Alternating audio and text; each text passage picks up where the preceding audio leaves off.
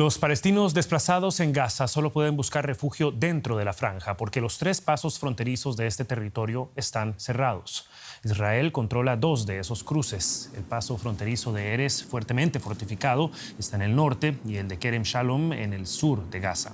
El único punto de entrada y salida no controlado por Israel es el cruce de Rafah hacia Egipto, pero también está inhabilitado y el ejército egipcio refuerza con militares sus fronteras.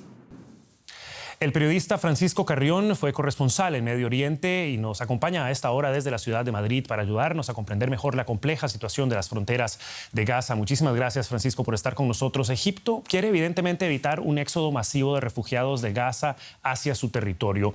Explica quizá a nuestra audiencia que no esté tan familiarizada con el entorno de la Franja de Gaza, por qué ese punto fronterizo que no está en manos de Israel aún así no está sirviendo como punto de entrada para aliviar la situación humanitaria. Pues como dices, el puesto fronterizo de Rafah es la frontera de la Franja de Gaza con la península egipcia del Sinaí. Hay que recordar que desde 2007, cuando Hamás se hace con el control del territorio, Egipto ha cooperado con Israel en el bloqueo de ese territorio. El puesto fronterizo abre de manera intermitente, principalmente para la salida de palestinos que necesitan asistencia sanitaria.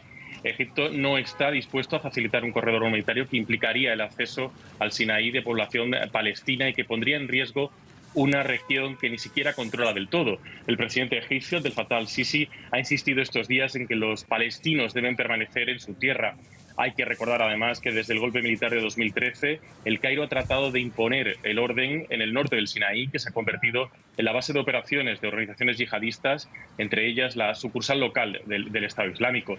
Para tratar de restablecer el control, el ejército egipcio ha creado una zona de colchón con Gaza a partir de la demolición de cientos de viviendas y la expulsión de miles de residentes. Es, por tanto, una zona extremadamente sensible para Egipto y es una de las razones por las que no está sirviendo en estos momentos para aliviar la catástrofe humanitaria que vive la Franja de Gaza. Francisco, hay versiones encontradas sobre los contactos entre autoridades de Egipto e Israel. ¿Qué podemos saber o qué sabemos sobre los aparentes esfuerzos de Egipto para negociar un cese el fuego?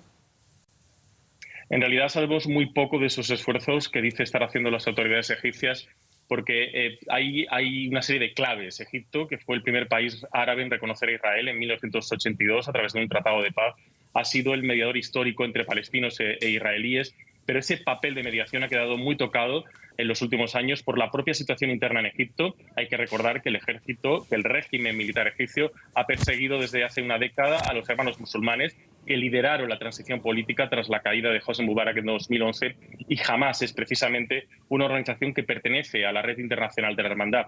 Esa incompatibilidad política explica ahora que el Cairo tenga menos capacidad de mediar para llegar a un alto el fuego en la franja. Era el análisis de Francisco Carrión desde Madrid ante los acontecimientos en las fronteras de Gaza. Muchísimas gracias, Francisco, por este análisis y hasta la próxima. Saludos.